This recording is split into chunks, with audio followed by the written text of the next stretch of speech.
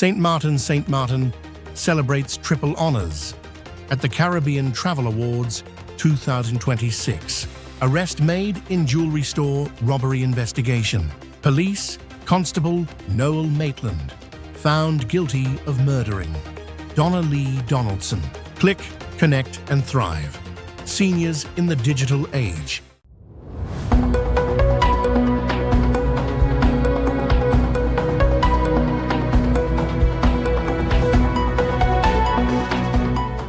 From the island, St. Martin, this is SXM Daily News for January 23rd, 2026. St. Martin has been named Caribbean Destination of the Year at the 12th Annual Caribbean Travel Awards, cementing the destination's position as one of the most dynamic and successful tourism hubs in the region.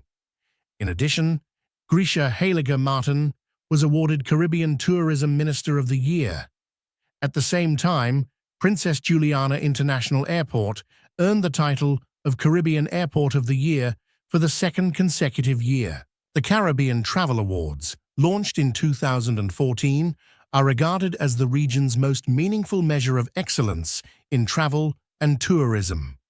Nominated and selected by the editors of Caribbean Journal, the world's leading Caribbean travel experts.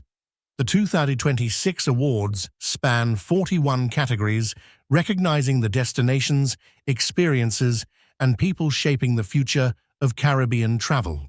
This year's awards come as Caribbean tourism continues to surge, with more than 35 million overnight visitors expected across the region in 2025, along with an additional 38 million cruise passengers. Among the region's standout performers, St. Martin distinguished itself for its exceptional growth, accessibility, and diverse tourism product. In naming St. Martin as Caribbean Destination of the Year, Caribbean Journal editors cited the destination's world-class culinary scene, booming airlift, rich and diverse hotel offerings, and its unique identity as two countries sharing one extraordinary island. As a major gateway and keystone of the northeastern Caribbean, St. Martin continues to reach new heights in visitor arrivals and global recognition. Minister of Tourism Grisha Haliger Martin, who took office in 2024, was recognized for her leadership in driving the destination's tourism resurgence and repositioning St. Martin as a major Caribbean travel power player. The police force of St. Martin, KPSM, has successfully tracked down, arrested, and returned a fugitive suspect wanted for a jewelry store robbery that occurred on September 5, 2025. The suspect, JJB, a 37-year-old male, attempted to evade justice by fleeing St. Martin immediately following the robbery. His freedom was short-lived. Through relentless investigative work and decisive coordination with regional law enforcement partners, KPSM tracked down the fugitive, secured his arrest, and brought him back to face. JJB is now in custody at the Phillipsburg Police Station, where he will remain for further investigation. KPSM commends its regional and international partners whose swift action and unwavering cooperation made this arrest possible. These partnerships are essential weapons in our fight against cross-border criminal activity. Let this serve as an unequivocal warning. Criminals who believe they can rob our community and escape to neighboring islands are gravely mistaken. There is no safe haven. KPSM and its law enforcement partners will pursue you relentlessly across any border or ocean. The police force of St. Martin remains committed to protecting our community and holding criminals accountable, no matter where they run. More on the police force of St. Martin, KPSM, has arrested a suspect in connection with arson incidents that occurred at a business establishment in the Coal Bay area in January 2025. The suspect, a 52-year-old male identified by the initials RAIAR, was arrested on Thursday, January 22, 2026, following an ongoing investigation. The arson incidents occurred on January 15th and 16th, 2025, and an arrest warrant had been issued in connection with these cases. Police officers on patrol observed the suspect in the garden area and proceeded to stop and arrest him without incident. During a routine safety search conducted at the time of the arrest, officers discovered an object resembling a firearm in the suspect's possession. The item was immediately confiscated and secured as evidence. The suspect was transported to the Phillipsburg police station, where he is currently being held for questioning as the investigation continues. The police force of St. Martin emphasizes that the passage of time does not prevent justice from being served. This arrest demonstrates KPSM's continued commitment to investigating serious crimes and holding those responsible accountable, regardless of when the offense occurred. Minister Plenipotentiary, Her Excellency, Dr. Gracita Arundel, recently paid a courtesy visit to His Excellency Ambassador Dr. Greg French, Australian Ambassador to the Kingdom of the Netherlands and permanent representative to the Organisation for the Prohibition of Chemical Weapons. During the meeting, several issues were discussed, such as food security, agriculture, livestock, fisheries, sustainable building, solar energy, infrastructure resilience, and public-private partnerships. Ambassador Dr. French spoke about his country's experience with hurricanes similar to St. Martin, which are referred to as cyclones in that part of the world. Sustainable building has been a priority for the Australian government due to this natural threat. Minister Plenipotentiary shared recent developments on St. Martin's resilience agenda and highlighted the island's continued commitment to preparedness, as well as strengthening regional and international collaboration. Regarding solar energy, the ambassador explained that there is widespread usage of rooftop solar panels on homes, which is supported through private-public partnerships. In addition to being environmentally friendly, this policy is cost-effective. In connection with food security, the ambassador went in depth with respect to the industry of sheep farming, where solar energy is used, creating a win-win situation. Electricity costs are reduced, leaving more money available to keep more sheep as well as other cattle.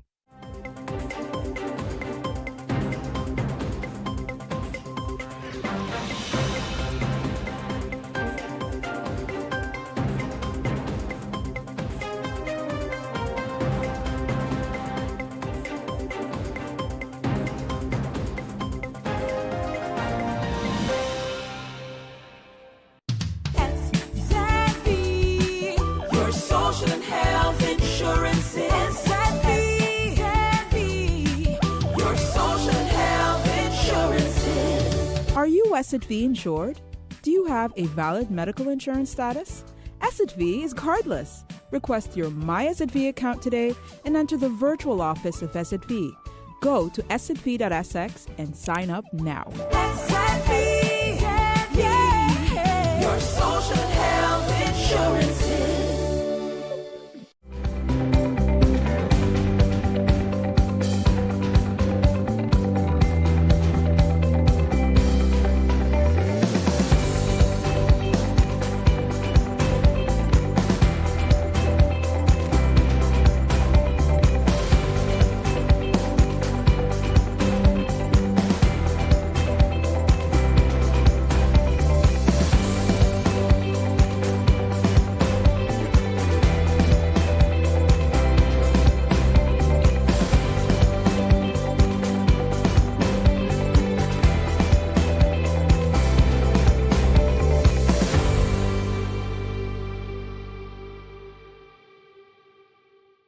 DCOM, the Collective Prevention Services, CPS, COVID, would like to inform the general public that the clinic at the CPS offices at the Vineyard Building Office Park in Phillipsburg is open for COVID vaccines by appointment only. The CPS clinic is open for COVID vaccines for persons aged 12 and older on the following dates: Friday, January 30th 2026, and Friday, February 27th, 2026, from 11 a.m. to 12:30 p.m.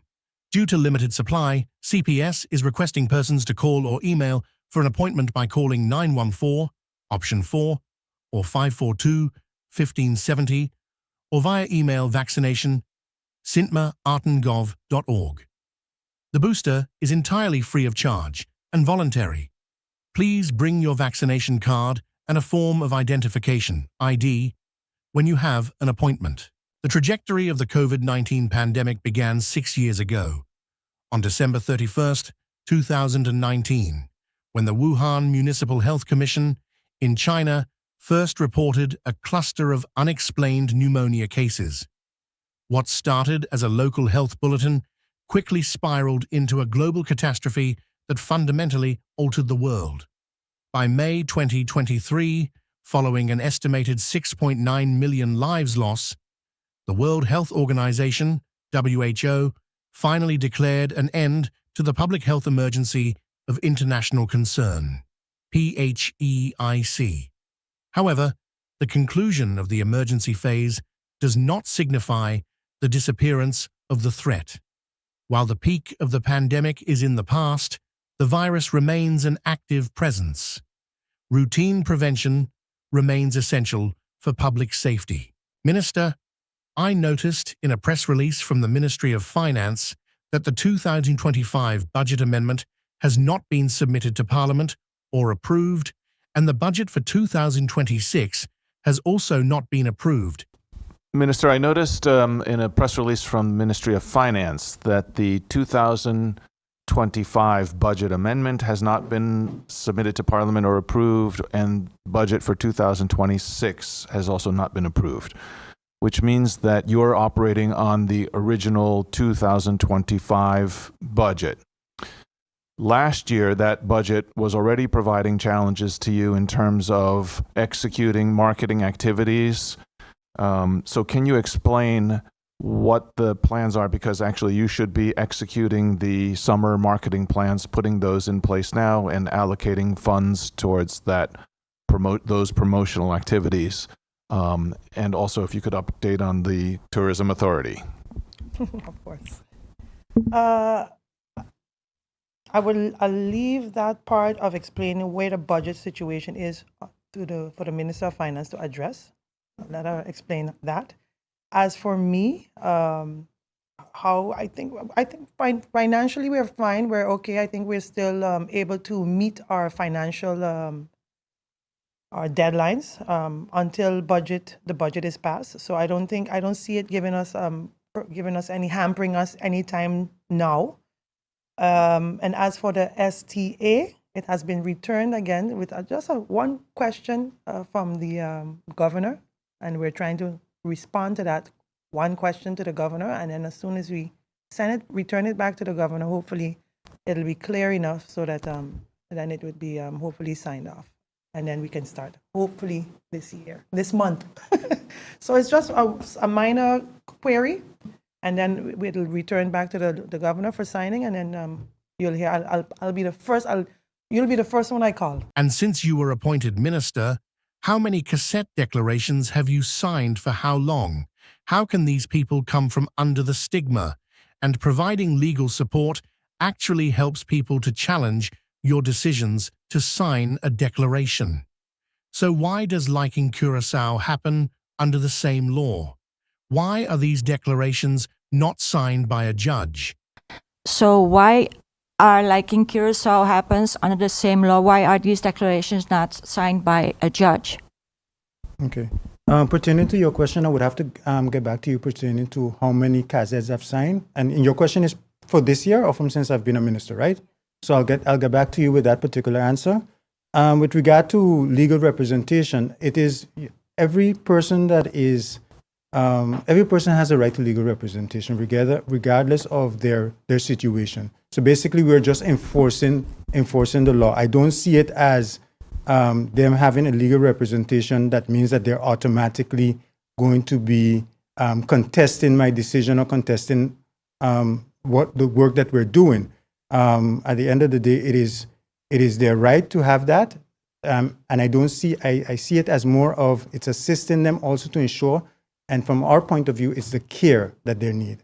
The care that they need, that we're ensuring that they receive it as well in how do you say, in a effective manner.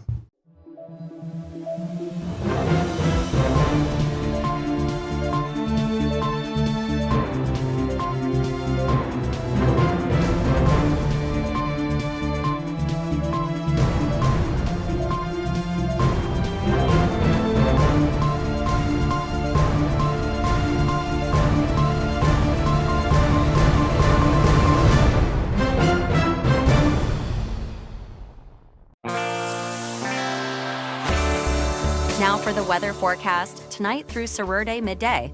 Partly cloudy to cloudy and breezy with isolated showers. Surface winds, Friday through Saturday midday, easterly with a gentle to moderate breeze at 10 to 17 and occasional higher gusts. State of the sea, gentle to rough waves, swells 4 to 8 feet. Outlook through Sunday midday, partly cloudy and breezy with brief isolated showers. And now your 3-day forecast.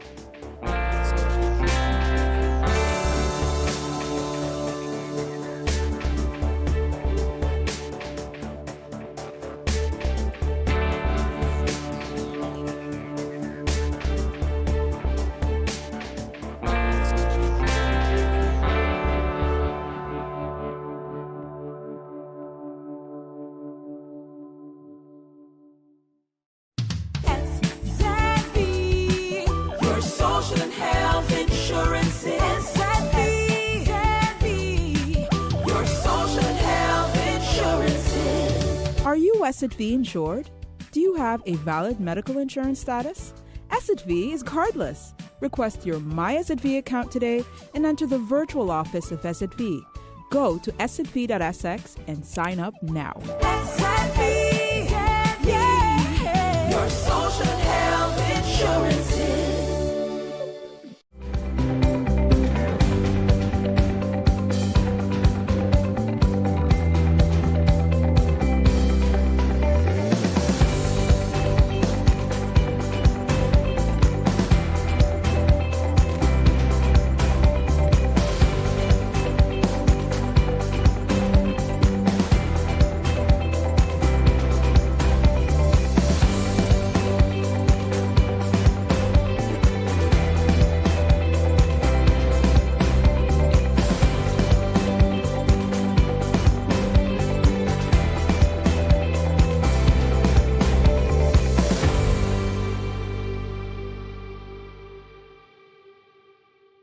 News from Jamaica Police. Constable Noel Maitland, found guilty of murdering Donna Lee Donaldson. News file by TVJ News. And victory belongs to us. It's the moment Sophia Lugg, the mother of social media personality Donna Lee Donaldson, had been waiting for. After approximately 3 hours and 36 minutes, the 7-member jury, which consisted of 4 men, unanimously found murder accused Police Constable Noel Maitland guilty. Donna Lee's sister and her mother, Sophia, broke down in tears in court while being comforted by Director of Public Prosecutions Claudette Thompson and an Indicom officer. Miss Lugg said she knew Maitland would have been convicted. I may never get a bone, but justice will serve. Justice will serve. And I will fight to the end, and this is not the end. Because there is a higher God, authority, who is going to deal with this in his own way. And I want to say thank you all to each and every one of you. Victory. We proclaim victory today. Thank you all. The moment the verdict was handed down, Maitland, who kept a straight face throughout the trial, was seen crying. God understands. He knows why he cries. He has been crying from day one. I don't understand why Noel Maitland did this. But God knows. The convict, who was clad in a grey suit, wiped his tears as he exited the courtroom. His attorney, Christopher Townsend, indicating his intention to appeal the verdict. We're a bit surprised by the verdict, but it is a verdict and it is what it is. Of course, there's always a court of appeal. So on to the next level. You said that there's always the Court of Appeal. Is this an indication that you will be appealing the verdict? I have a strong feeling that whichever way the verdict went, there would have been an appeal. Why? I don't want to say anything too much yet, but certainly we are concerned about how some of the issues were dealt with. The prosecution, which had called 36 witnesses and described the evidence as a jigsaw puzzle with no missing pieces, said the jurors returned the correct verdict. But there's no rejoicing, there's no happy, because Donnelly is dead. Noel Maitland is to be sentenced March 13. Raquel Porto reporting for TVJ News. With fresh topics and familiar goals, the Cyber Senior Workshop Series returns for another 8-month session. This initiative empowers mature adults to engage, explore, and excel with today's digital tools, technologies, and resources that enhance their well-being. Registration opens on Monday, January 26, 2026, and will close on Saturday, January 31, 2026. Classes begin on Tuesday, February 3rd, 2026, at Belvedere Estate No. 3, Belvedere Satellite. Our dedicated cyber senior media coaches look forward to welcoming both new and returning students to a program rich with learning, growth, and opportunity. To register, contact the St. Martin Library at +1 721 542 2970 or email adminlibrary.sx. Enrollment is limited, so early registration is recommended. Empower yourself or a loved one with essential digital skills that promote independence, convenience, and meaningful connection. Join the Cyber Senior program and take the next step toward digital confidence. Stay connected with us on Facebook, Twitter, Instagram, and YouTube for updates and resources. This is our SXM Daily Newscast. Thank you for joining us.